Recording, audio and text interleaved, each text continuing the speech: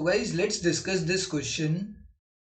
Question is, if mod is ill-defined, then it is calculated with the help of formula.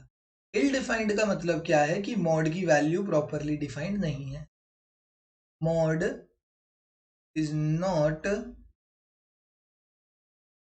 properly defined.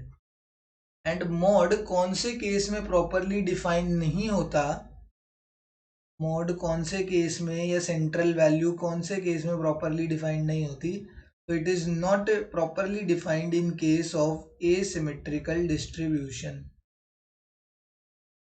Asymmetrical distribution के case में mod, mean या median तीनों की value properly defined नहीं होती. तो जब हमें एसिमेट्रिकल डिस्ट्रीब्यूशन दी जाती है तो हम मॉड क्या फॉर्मूला लगा के भी आंसर निकाल सकते हैं. The formula for mod is 3 median minus 2 mean. ये फॉर्मूला होता है मॉड का. मॉड का क्या सबका ये फॉर्मूला है. अगर मुझे मीडियन भी निकालना है तो भी मैं यही फॉर्मूला लगाऊंगा.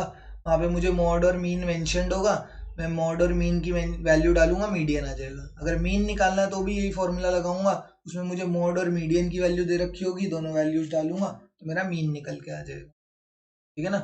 तो in case of asymmetrical distribution or when mod is not properly defined or ill-defined, the formula for mod is this.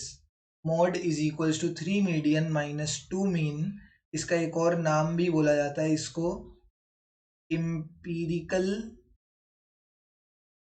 Empirical formula भी बोला जाता है इसे.